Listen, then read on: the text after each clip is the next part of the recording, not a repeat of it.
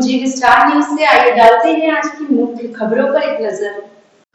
All India Congress committee की राष्ट्रीय प्रवक्ता रागिनी नायक आज कानपुर पहुंची। वह पत्रकार वार्ता के दौरान नेशनल हेराल्ड केस पर बात करते हुए भाजपा सरकार पर जोरदार हमला करते हुए बोली, दोनों मोटा भाई ईडी का प्रयोग इलेक्शन डिपार्टमेंट की तरह कर रहे हैं।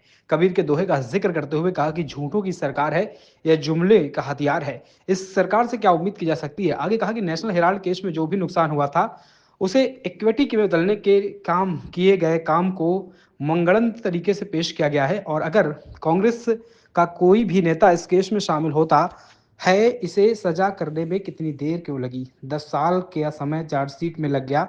यह बताता है कि कांग्रेस के डर से भाजपा अब नए नए पेंटर चल रही है। राहुल गांधी के विदेश दौरे पर निर्वाचन आयोग पर कही बात पूछने पर कांग्रेस प्रवक्ता ने कोई जवाब नहीं दिया। आज की एक बहुत ही महत्वपूर्ण प्रेस वार्ता में मैं डॉक्टर रागिनी नायक, कांग्रेस की राष्ट्रीय प्रवक्ता, सभी मीडिया कर्मियों का, मीडिया बंधुओं का स्वागत करती हूँ, अभिनंदन करती हूँ इस कार्रवाई में। और अपनी बात शुरू करना चाहती हूँ मैं कबीर के एक दोहे से।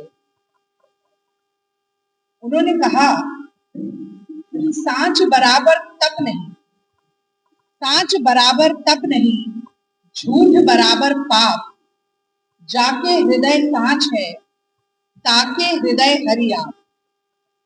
अगर कबीर के इस दोहे को हम सही माने, ये माइक ऑन ऑफ हो रहा है, फ्लक्चुएट हो रहा है।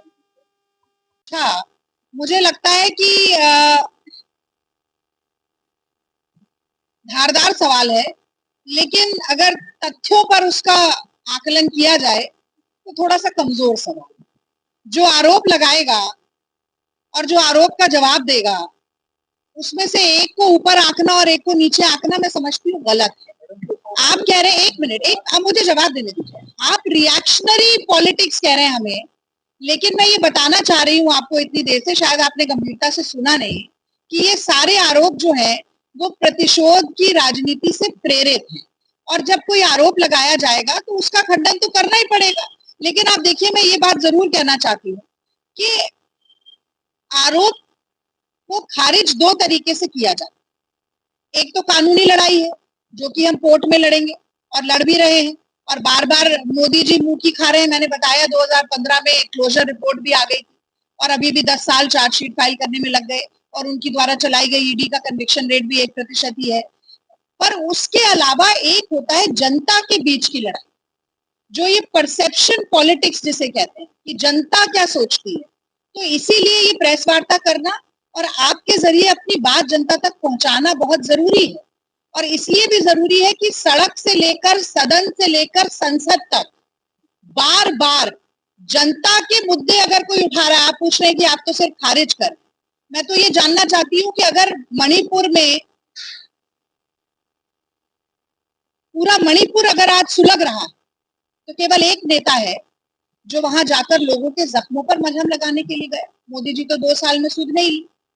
ये तो कोई रिएक्शनरी पॉलिटिक्स नहीं है जिसका आपने आरोप लगाया।